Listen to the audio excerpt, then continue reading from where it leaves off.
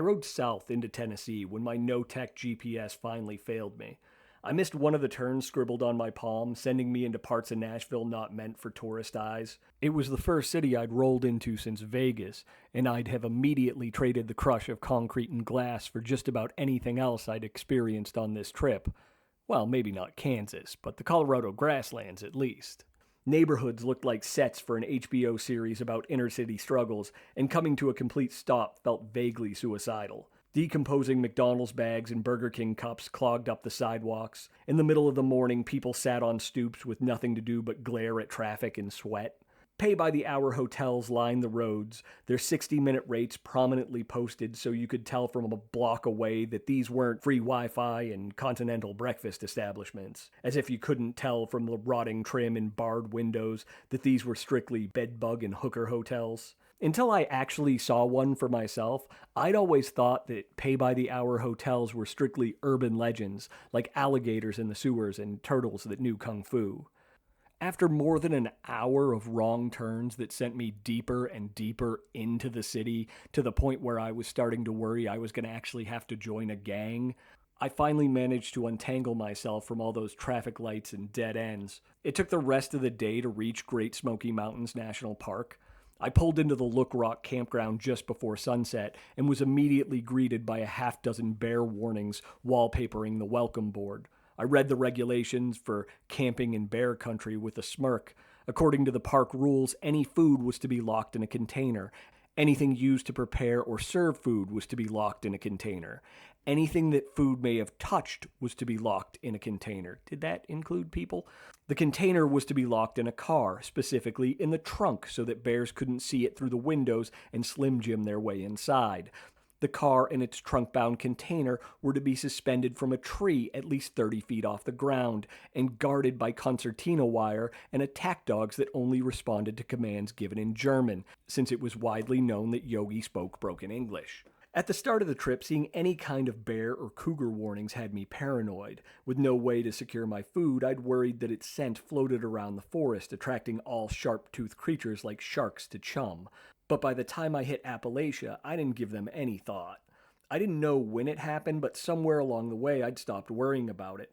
Maybe it was because I'd spent so many nights camping without seeing a bear, or because I'd laid awake in Kansas clutching my knife, scared by what was probably just a raccoon, or because Bambi had come a hell of a lot closer to killing me than Gentle Ben ever would. Whatever the reason, I wasn't too concerned about wildlife attacks while I went through my routine, setting up the tent, boiling water for my nightly nemesis, plotting the next day's ride, and tucking everything inside the tent in case of rain. After another 4-star hut-paced dinner in 90-degree heat, I headed toward the bathrooms. The campground had almost 70 individual sites, but it being the middle of the week, only a handful were actually occupied. Most of the visitors took advantage of all the available space, setting up as far away from one another as possible, but 2 trailers had parked in adjoining sites right next to the bathrooms, a location that wouldn't have been my top choice. The first trailer was a standard tow-behind pop-up with canvas tops and metal sides, while the second was a homemade Frankenstein of plywood, sheet metal, and asphalt roofing shingles, spray-painted industrial gray-green with the kind of attention to detail that made you wonder if the painter had succumbed to the fumes. A half-dozen people sat outside in lawn chairs playing cards, eating, and smoking, while a radio played the kind of country music that would have made Johnny Cash weep, and not in a good way. As I walked past, an older man, tall and thin, with a week's worth of stubble on his face and a front tooth that'd begun to turn like a mid-November jack-o'-lantern, stepped out of the Frankenstein trailer. Despite the heat, he wore full-length pants and work boots with leather split across both toes, revealing steel caps. Seeing me, he said, "Ruh-ruh, ruh-ruh, ruh-ruh," speaking in the cadence of a dog growling in its sleep. I looked around to make sure he was actually talking to me. No matter how many times it happened on the trip, I still found it odd when complete strangers started talking to me out of the clear blue. As a New Englander, it was unnatural. I once drove 2 hours across New Hampshire with a friend I'd known since high school, and our word count didn't hit double digits. Jack-o'-lantern looked at me as if he expected some sort of reply, but I had no idea how to respond to dreaming dog speak. "I'm sorry, what was that?" I touched my ear. "I've been on my motorcycle all day, and I'm still a little road deaf." It was true, I was road deaf, but that had less to do with not understanding what he'd said than the fact that he talked like he had a mouthful of uprooted teeth. Slowing down to enunciate, he asked, Did who bring her? Who? I recognized the noise he made as a question only because his voice kinda went up at the end. It sounded like he asked, "Did you bring the fire with you?" But that couldn't have been right. Sorry, one more time, I said, tapping my ear again. As if he was speaking to a deaf foreigner, he said, "Did you bring the fur with you?" The missing word still sounded an awful lot like fire. He was either making the most random allusion to Prometheus ever mumbled, or fire was code for meth. If I was a betting man, I'd have gone all in on meth. That might sound like a stretch, but I had two things pointing that way. One, meth and fire both had 4 letters, and 2, his teeth. I, don't have any fire? I said, hoping that was an acceptable answer and wondering if I needed to find a new campground. Not fire, bear. It come through here last night, he said, raising his hands in the perfect pantomime of a North American black bear traipsing through a campground that put my elk grazing at the Grand Canyon to shame. Normally, I would have felt bad that someone with overlapping branches in his family tree was better than me at anything, but I was too busy coming to terms with the fact that there was a bear in camp. As it turned out, I was only brave in the face of hypothetical bears. Bears that were purely theoretical. Vague ideas of bears. Actual, real-life 300-pound predators that'd been seen prowling the campground the night before, still terrifying. You're telling me there's a bear in camp? I said, doing my best to keep my voice neutral. Good sizing, too, he said, grinning as if this was good news. Where have you seen this good-sized bear? I asked, silently hoping it was far, far away from the campsite I'd chosen. Somewhere in southern Georgia would have been nice. He come up right through there. He pointed at the center of my tent. Then he hit the garbage can, come up behind her trailer.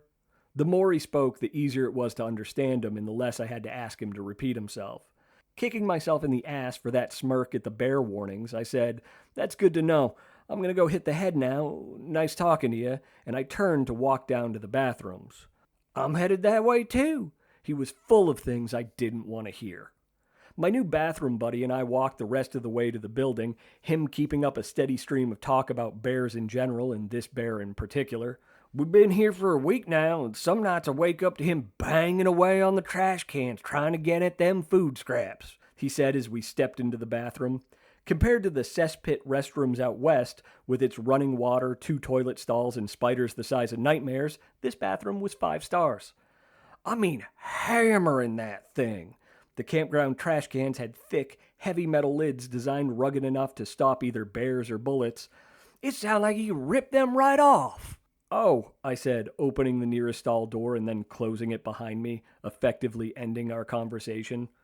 Or so I thought. There was absolutely no possible situation in which, with my middle bits in the breeze, I wanted to hold a conversation. As far as I was concerned, whenever I was exposed from, let's say, mid-thigh to belly button, it was officially quiet time. Unfortunately, my new friend wasn't a believer in that practice. "I live about a mile away from here." His voice came through the divider separating the 2 stalls. "And we had a bear trouble there, knocking over garbage cans, breaking bird feeders, things like that." I wanted to ask why he was camping a mile away from his house, but more than that, I wanted to not hold a conversation in a toilet stall. Apparently that wasn't an option, though. "I saw that you're in a tent, but I wouldn't worry too much about that. It won't bother you," he said. "They're just curious animals, all." Bathroom buddy must have been new to the English language because a bear was not curious. A 2-year-old was curious. A bear was fucking scary. The difference between the two terms was that a 2-year-old, out of curiosity, might investigate what you were doing and drool on you, while a bear, out of curiosity, might investigate what you were doing and eat your head. It was a subtle but important difference. I hoped that my bathroom buddy would go away or at the very least stop talking, but he kept up a continuous stream of chatter the entire time he was in the other stall. Finally, I heard the toilet paper roll spin and a flush. The stall door slapped shut and he said, "You have a good day." "You too?" I replied, the only words I spoke inside the stall, and by my standards, 2 words too many. Back at my campsite, suddenly everything looked flimsy. The tent was barely protection from rain and hail. It wasn't going to do much if a curious black bear wanted to know what was inside. As far as my knife went, prisoners had fashioned better weapons out of an Oral-B. My morning protein bar, which an hour earlier looked like a brick of soy and oat dipped in chocolate, now looked like an invitation to any and all nearby predators that enjoyed the taste of cocoa and long pig. That night, I slept with my knife and flashlight in my hands, jerking awake every half hour to stare at the tent ceiling and strain to hear anything walking by. It was a miracle I didn't accidentally stab myself in my sleep. Groggy the next morning, I choked down a protein bar breakfast and headed to the nearest gas station and searched for something caffeinated. After topping off my tank, I went into the store to see what I could find. I'd never been a coffee drinker, believing that anything that tasted that bad should cure the clap or at least get me drunk. I realized that for $8 you could have someone who'd also gotten himself an advanced degree in make-believe mix up something with whipped cream, flavor shots, and a caramel swirl, but at that point it wasn't coffee anymore, you were drinking cake. Standing outside the Quick Stop's door at 8 in the morning, I chugged a 20-ounce bottle of Coke, thankful that my childhood orthodontist wasn't there to see me. Just as I finished the last foamy drops, a biker pulled into the gas station, stopping at the pump next to mine. His bike was classic Harley, straight loud pipes, ape handlebars, simple black tank, and bright chrome on almost everything else. Strapped to the passenger seat was a Stars and Stripes replica helmet from Easy Rider. Personally, I loved that movie, but I didn't understand bikers wearing Captain America helmets because that end of that film didn't turn out so well for Henry Fonda and Dennis Hopper. Sure, they rode across the South smoking pot with Jack Nicholson, but they ended up shot off their motorcycles and dying in fiery crashes. Call me superstitious, but wearing one of those helmets was a bit like naming your dog Old Yeller or your son Cool Hand Luke. You were just asking for trouble. Returning to my bike with a stomach full of soda, I checked my pack, making sure the zippers were shut, straps pulled tight, and sleeping bag tied on securely. I should have done this back at the campground, but I was so tired I'd forgotten. At the next pump, Captain America topped off his tank. Despite what I'd said earlier about New Englanders and talking, when two bikers stopped at the same gas station, it was customary, almost mandatory, to exchange a couple of words with one another before riding on. Feeling like I should say something, and inspired by my stomach full of caffeine, I nodded at his bike and said, "Nice bike." "Thanks," he said, and then told me what it was in a series of numbers and letters that meant absolutely nothing to me, but I pretended to understand all the same. He asked where I was from, and when I told him, he asked, "You here to ride 129? I shook my head, not knowing what he was talking about. "I'm making my way cross country. I wandered here on chance." "Well, since you're here, you ought to wander over to Route 129. He settled the nozzle back in its cradle. "It's famous." I was about to point out that if you had to tell someone that something was famous, it wasn't. Like those rich girls on reality shows or anyone who appeared on Celebrity Colonoscopy. I assume that'll be an award-winning television show by the time anyone reads this. But before I could say anything, he handed me a business card that read, "Capturing your American classic bike photos on US 129, aka the Dragon." Shit, he was right. It was famous. I'd first heard of the Dragon from a biker friend in New Hampshire. He'd shown me YouTube clips of riders who'd mounted cameras to their bikes and ripped through the 11-mile strip connecting Tennessee and North Carolina, grinding their foot pegs in the corners and leaving behind trails of sparks like kids running with sparklers. But the Dragon was more than just internet famous.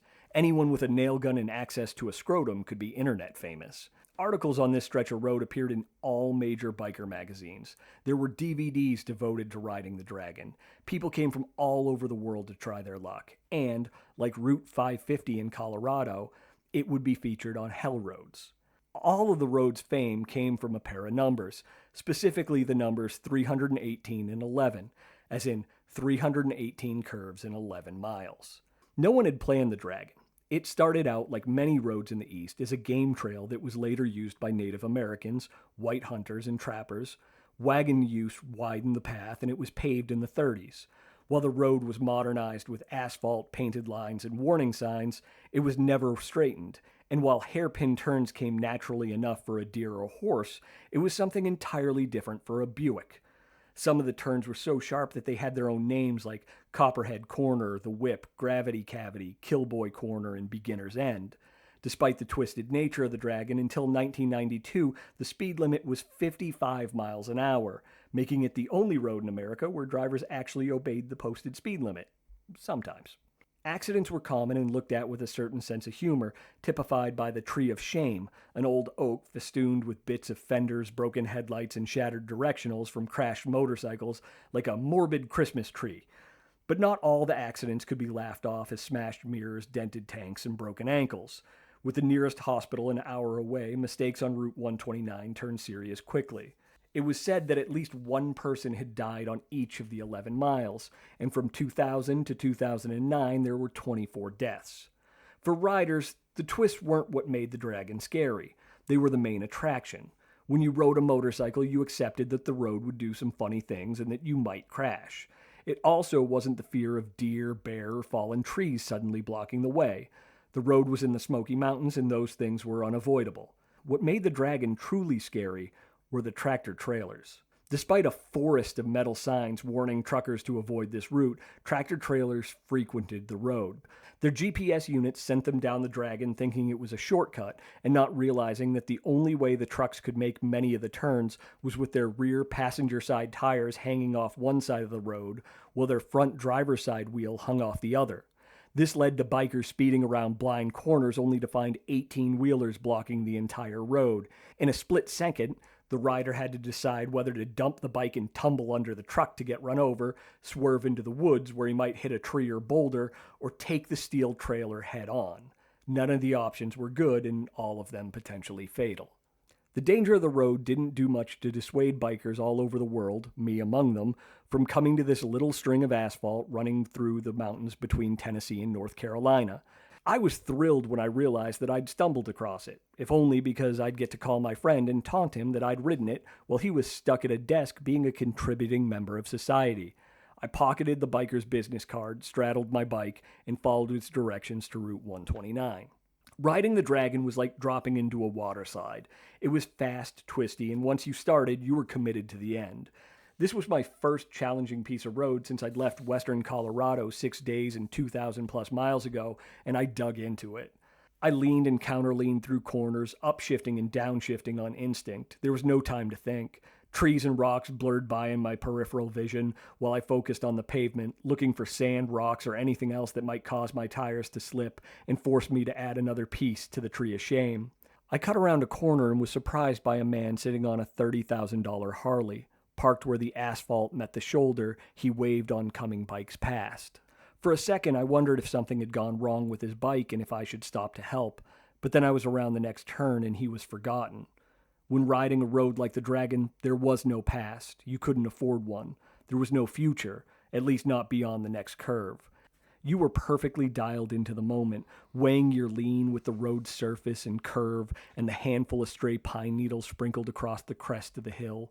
If you weren't, best case scenario, you ended up in a sterile room with a nurse abrading asphalt out of your skin with a handful of steel wool. The road surface was amazingly well maintained for what was basically a mountain trail, and someone had taken the time to spray paint directions onto the road like a cheat sheet for riders. Hooked arrows and one-word warnings, downshift, sharp, hard, pointed out the most severe turns before I dipped into them. A group of 10 Harleys roared by in the other direction. Too busy with the road, none of us bothered with the traditional biker wave. Rice Rockets, Harleys, Classics, Choppers, Goldwings, Dual Sports, and Trikes whipped around corners in leaning lines. The sheer number of motorcycles was impressive. I'd grown up 20 minutes away from Laconia, New Hampshire, where the oldest motorcycle rally in the country was held every year, and there was enough bikes that morning to give the yearly event a run for its money. The only thing as prevalent on the Dragon as motorcycles were photographers. Tents and trucks with website addresses emblazoned across all available surfaces took up any flat spot big enough to hold them, and a few that weren't quite. Sitting in folding chairs, photographers clutched cameras so advanced that they made the one in my pack look like a cardboard fun-saver. There for the entire day, they came fully stocked with beach coolers and small grills.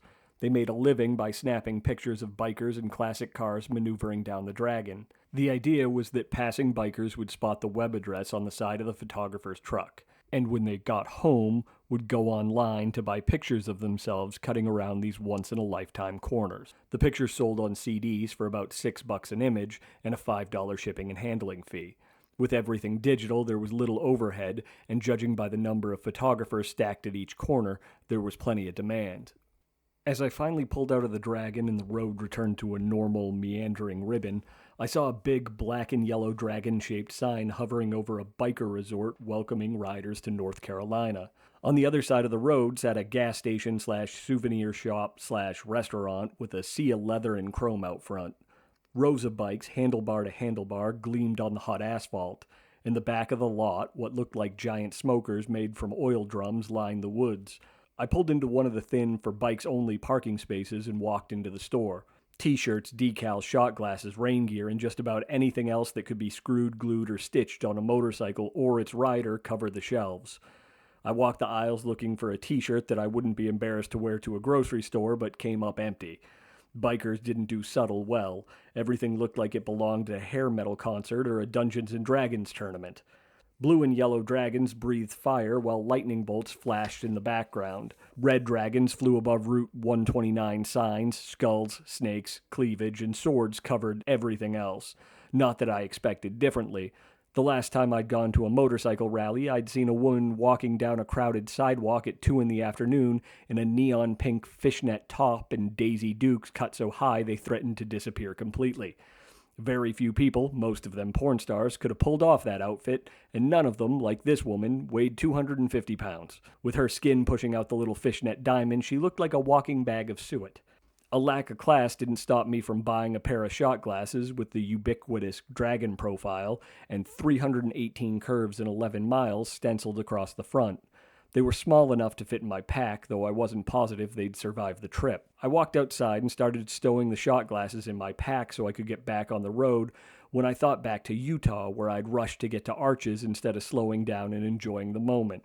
I looked up at the restaurant, its deck 3/4 full with bikers. I'd always found it a little odd when bikers congregated together like a clique of high school girls. In 2011, riding was the one time where a person got to be alone.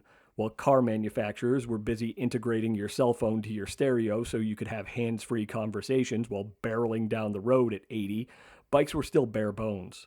On a motorcycle, it was too loud and windy to hold a conversation, and there was no space for video touchscreens on a pair of handlebars, at least not yet. No radio stations blared the week's top 40, which sounded a lot like last week's top 40 and last year's. No room for Starbucks or Dunkin' Donuts. In a sea of SUVs and sedans, in the saddle, you were an individual. There was a reason that motorcycle seats were built for one ass. Riding in a pack with 10 guys all sporting the same brand names and accessories seemed to go against the soul of motorcycles. I loved my bike, but I had no desire to turn riding into a team sport, a mechanized men's softball league where we could gossip about brands and clothing options.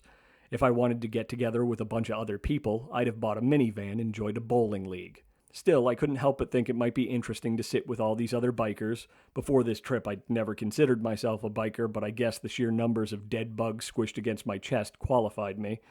I figured I could stand to go inside, drink a beer, eat a sandwich, and maybe even talk to a stranger or two. I finished zipping up my pack, threw it over one shoulder, and was about to walk into the restaurant when I saw him sitting on the deck. A pale, puffy man, clean-shaven with a fresh haircut, wearing a black t-shirt with big red letters that read, "I snatch kisses," and vice versa. A gaggle of other men sat around his table, Bud Light slowly warming in front of them. A couple grand worth of stiff leather coats hung off the backs of their chairs.